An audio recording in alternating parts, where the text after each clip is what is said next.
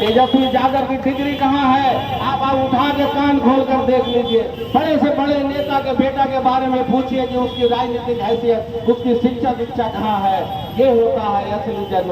और आपसे भी आग्रह है कि आप लोग जब भी घर जाएं अपने बाल बच्चों को पढ़ाएं, शिक्षा दें, संघर्ष करना सीखें और संघर्ष में हमारे अशोक जी के साथ नवादा में चलना सीखें। जो वहाँ जीतन राम मांझी है, यहाँ भी नवादा में आपके साथ एक जीतन राम मांझी है जो आपके लिए हमेशा 24 घंटे आपके लिए तत्पर रहते हैं। इनकी कार्यशैली हमने देखी है, नजदीक से देखी है। सुबह 7 बजे से लेकर 11 बजे तक जो फोन करते रहते हैं कि विकास जी हमको पकड़ी बर्मा चलना है, वहाँ एक बेटी की हत्या हो गई है, विकास जी आपको पटना चलना है, आपको वारखलीगंज चलना है। मैंने सभी अध्यक्षों को देखा है, सारी कार्यशाली को देखा है। ये कभी मीडिया में नहीं रहते हैं, कभी टीवी पर नहीं छाते हैं। इनकी सादगी ये संगठन का दिन है कि आज आप लोग इतने लोग जो जीतन राम मांझी के बाद अगर किसी के परिवार के साथ जुड़े हैं तो वो अशोक कुमार मांझी है, जो जिला संगठन आपके लिए हमेशा तत्पर और करे रहेगा। इसी के साथ मैं अपना वाणी समाप्त करता हूं। बहुत बहुत धन्यवाद। लगा साकरी के जाके गंगा में मिलाइए दोनों। चलिए आप ज्यादा समय आप लोग का नहीं लेंगे। कुलबिल हमारे पास 4 वक्ता हैं, 4 के बाद आप बिल्कुल छुट्टी हो जाएंगे। अब मैं नवादा जिला का कार्यकारी अध्यक्ष लवकुश जी से मैं आग्रह करूंगा कि आए और अपनी बातों को रखें। जल्दी जल्दी लेट नहीं। बहुत बहुत धन्यवाद।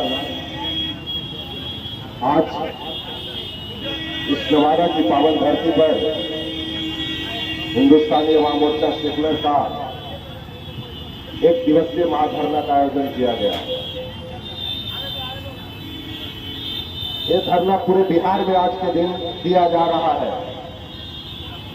हमारे नेता गरीबों के मसीहा आदरणीय माननीय श्री जीतन राम मांझी जी के नेतृत्व में और संतोष कुमार सुमन जी के नेतृत्व में यह धरना का आयोजन किया गया था। आज सबसे पहले इस धरना को जिन्होंने इतना बड़ा उत्साह बढ़ाया है, हमारी माताएं और मेरे बुजुर्ग गार्जियन, सबसे पहले आप तमाम लोगों को पैर छूकर मैं प्रणाम करता हूं। बहुत बहुत धन्यवाद। और इस मंच पे इस धरना पे बैठे हुए हिंदुस्तानी अवाम मोर्चा सेकुलर के राष्ट्रीय सचिव जो पटना से चलकर आए हैं, बड़े भाई नंदलाल मांझी जी, हिंदुस्तानी अवाम मोर्चा सेकुलर के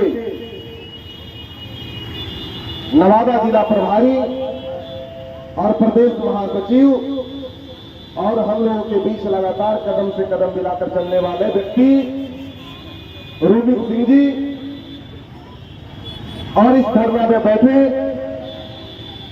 हमारे पार्टी के नवादा जिला उपाध्यक्ष सनूज साहू जी और हमारे प्यारे मित्र जो कांग्रेस का पार्टी से छोड़कर हिंदुस्तानी अवाम मोर्चा सेकुलर का सदस्यता ग्रहण किया, अभिषेक कुमार सिंह जी, और इस पार्टी के संगठन के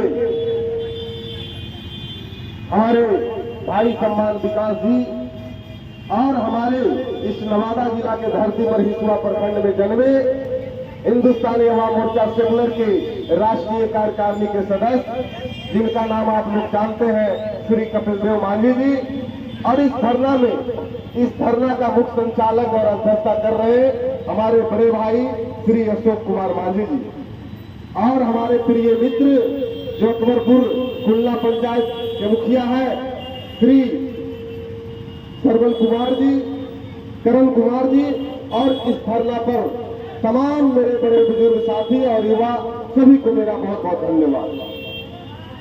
इस धरना का मुख्य उद्देश्य एक ही है, और हिंदुस्तान के अवाम मोर्चा का मुख्य उद्देश्य एक ही है कि गरीबों पे जो अत्याचार, शोषण और भ्रष्टाचार नीतीश कुमार के द्वारा किया जा रहा है, उसको उपलब्ध में रखी गई है। और उसी के लिए आप तमाम माताओं और बुजुर्गों बुलाने का एक ही मकसद है कि आप लोग जो अति पिछड़ा और दलित समाज के लोग हैं, आज तक नीतीश कुमार जी ने 17 वर्ष से इन दोनों समाज को ठगने का काम किया है।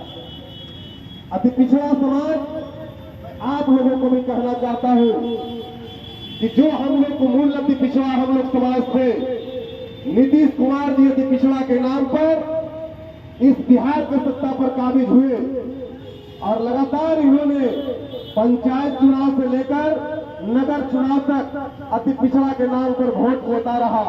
और उसके बाद जब चुनाव आती है तो ऐसे ऐसे लोगों को अति पिछड़ा में शामिल करके मूल अति पिछड़ा समाज के जो लोग था उसको शोषण करने का काम किया।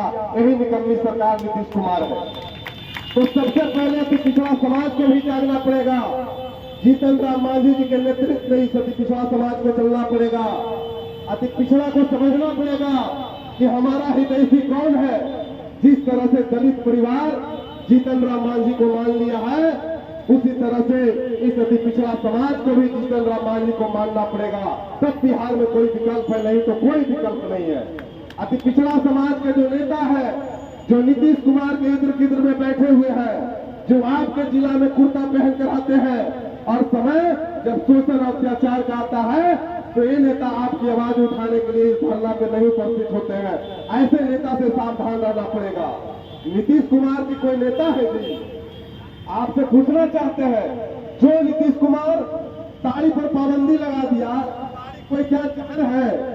लोगों से मैं पूछना चाहता हूं, एक भी ईमानदार व्यक्ति रोड पर चलने वाला से पूछ लीजिए कि ताड़ी कोई जहर नहीं है। ये चौधरी समाज को भी समझना पड़ेगा। चौधरी समाज और ये पासी समाज के लिए अगर पूरे बिहार में कोई आवाज उठाने का काम किया है तो माइकलाल जीतन राम मांझी और कोई नेता पैदा नहीं दिया। और लोग कहता है कि जीतन राम मांझी होगा क्या है। मैंने कहा, मुझे लोग कहते हैं कि जीतन राम मांझी भी बहुत पलटी मारते हैं। मैंने कहा कि अगर गरीबों की आवाज और गरीबों का हक दबाया जाएगा, जब जब गरीबों का आवाज और गरीबों का हक दबाया जाएगा, जब तक जीतन राम मांझी पलटी मारेंगे वो गरीबों की हक के लिए। क्योंकि आप लोगों को नहीं पता है, जीतन राम मांझी जब सत्ता में रहते हैं फिर भी दारू और ताड़ी और गरीबों का आवाज उठाते हैं तो लोग कहता है जीतन राम मांझी पगला गया है। क्योंकि ये गरीब का बेटा है जीतन राम मांझी। संतोष मांझी गरीब का बेटा है, आपका बेटा है, हमारा भाई है, इसीलिए लोग पगला कहता है। लालू यादव को कोई पगला कहते सुने हैं? नीतीश कुमार को किसी को पगला कहते सुने हैं? तो हम लोग को शपथ लेना पड़ेगा कि जीतन राम मांझी के खिलाफ अगर कोई पगला या कोई अभद्र बात आवाज उठाने का प्रयास करे तो वहीं पर उसको जवाब देना पड़ेगा। और हम लोग एक अति पिछड़ा दलित समाज और स्वर्ण समाज में जो गरीब समाज है, स्वर्ण समाज को मैं भी माइक के माध्यम से कहना चाहता हूं कि स्वर्ण समाज का अगर सबसे पहले कोई आवाज उठाने वाले इस भारत में है तो जीतन राम मांझी है। दिल्ली में धरना प्रदर्शन में उन्होंने आवाज उठाने का काम किया था। स्वर्ण समाज ये नहीं भूले कि जीतन राम मांझी कोई मुसहर है, कोई दलित है। जीतन राम मांझी स्वर्णों का भी आवाज उठाने का काम किया है। तो स्वर्ण समाज भी इस चीज को समझना पड़ेगा। नवादा के धरती पर मैं सभी स्वर्ण समाज के बुद्धिजीवी वर्गों से कहना चाहता हूं कि इस मंच पर बैठे इस पार्टी में लोगों को सबसे ज्यादा सम्मान स्वर्ण समाज को ही मिलता है। इसीलिए इसमें सबसे पहले उनको समझना पड़ेगा। और मैं तो लगातार कहता हूं, आप लोगों के बीच में कहना चाहता हूं, बारिश आएगी आंधी के साथ, बारिश आएगी आंधी के साथ और बिहार बढ़ेगा जीतन राम मांझी के साथ। कोई विकल्प नहीं। तो इसको समझना पड़ेगा। मैंने क्या कहा? बारिश आएगी आंधी के साथ और बिहार बढ़ेगा जीतन राम मांझी के साथ। तो आपको यही गांव गांव में कहना पड़ेगा कि हम पार्टी का नारा है, अब पूरा बिहार हमारा है, और गरीबों ने ललकारा है और हमारा नेता जीतन राम मांझी हमारा है। इस चीज को समझना पड़ेगा, शपथ के साथ जाना पड़ेगा। और हम लोग पूरी तैयारी के साथ फिर 20 दिन के अंदर अध्यक्ष के नेतृत्व में, रोमित भैया के नेतृत्व में और जीतन राम मांझी जी के आदेशानुसार फिर हम लोग गांधी मैदान में कार्यक्रम करने जा रहे हैं, हाई स्कूल गांधी स्कूल में।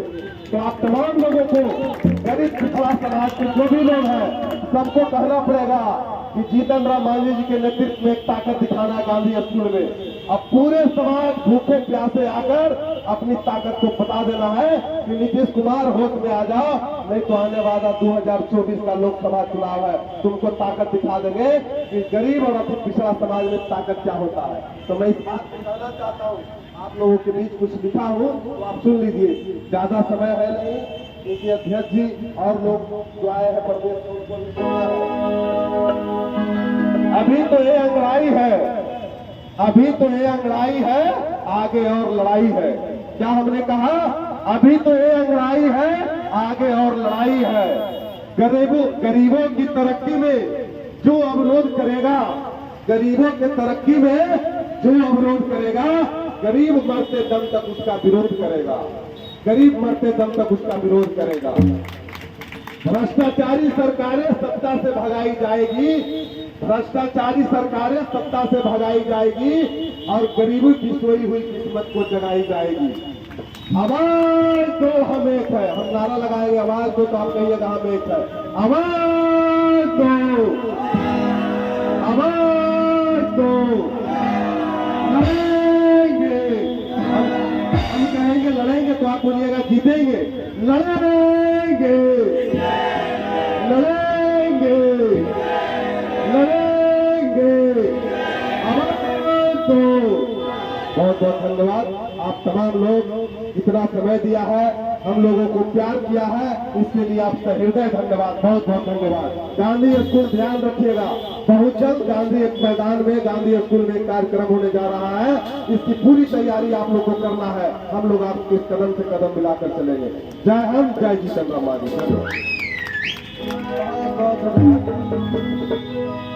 हमारे कार्यकारी अध्यक्ष महोदय जी, और आप बहुत कभी वक्ता रह गए हैं। अपना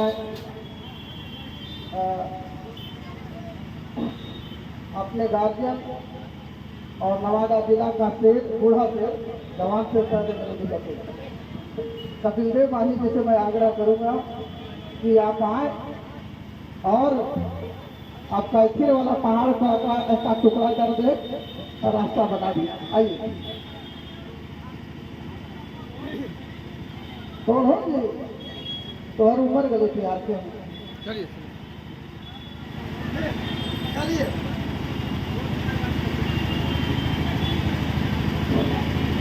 सबसे पहले मैं संविधान निर्माता बाबा अम्बेडकर साहब के जन्मदिन नमन, पर्वत बाबा दशरथ मांझी जी का जन्मदिन नमन और आज़ादी के बाद बिहार का प्रथम मुख्यमंत्री श्री बाबू को जन्मदिन नमन, एतवार अडवाल जी के जन्मदिन नमन, तिहार मल जी के जन्मदिन नमन, यह सारी महापुरुषों को जन्मदिन नमन करता हूँ।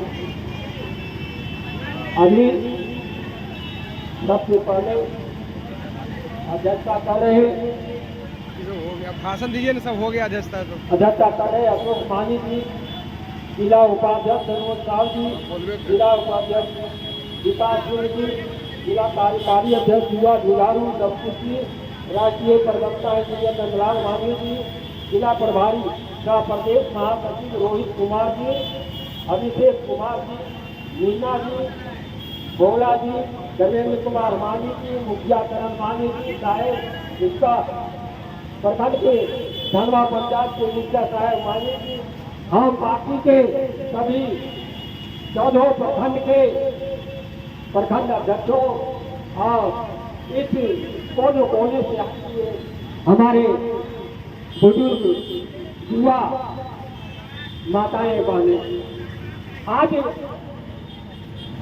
हिंदुस्तानी आवाम मोर्चा के द्वारा नवादा कलेक्ट्रेट के गेट पर यानी रैन बसेरा में हम लोग धरना दे रहे हैं। धरना का उद्देश्य क्या है, धरना देना क्या जरूरी है? धरना देने का जरूरत आ गया। धरना देने का जरूरत यही है कि अभी बिहार में जो नीतीश की सरकार है उसका कार्यकाल को हम लोगों ने सच्चाई को रखने के लिए, विफलता को उजागर करने के लिए इस कलेक्टरेट के गेट पर हम लोग आए। माताएं बहने प्रिय सज्जनों, ध्यान से सुनकर जाएंगे। हमारे पार्टी का निर्णय हुआ बिहार के सभी जिलों पर आज धरना प्रदर्शन किया जा रहा है। आज धरना का उद्देश्य है, करीब करीब सब भाई अपने अपने भाषण में बोल, नीतीश कुमार का विफलता, इसके पूर्व में हम लोग जानते हैं कि जीतन रहमानी जी का, नीतीश कुमार ये मुख्यमंत्री के पद पर बैठाए थे। जब जीतन रहमानी जी अपना दिमाग से गरीबों को कल्याण के लिए जब कानून लागू करने लगा बिहार में, तो नीतीश कुमार का पेट में दर्द उठ गया और नीतीश कुमार जीतन रहमानी जी को कुर्सी पर से हटाने का काम किया, कत्ल किया, हत्या किया। अभी सुवारा में उनका पुत्र पर हमला किया है नीतीश कुमार जी। आप लोग जानते हैं ना? नहीं जानते हैं तो जरा सा सुन भी लीजिए। उनका लड़का संतोष सुमन जी जो भी पार्टी के राष्ट्रीय अध्यक्ष हैं, कल्याण सरकार में थे, नीतीश कुमार कल्याण मंत्री बनाए थे। नीतीश कुमार का कहना हुआ कि संतोष जी आप हमारे पार्टी में लेकर जाइए, अपना झोपड़ी झोपड़ी को हटाइए और इस महल में आइए, फिर इस महल से आपको हटाएंगे। बताइए एक कैसा अन्याय है।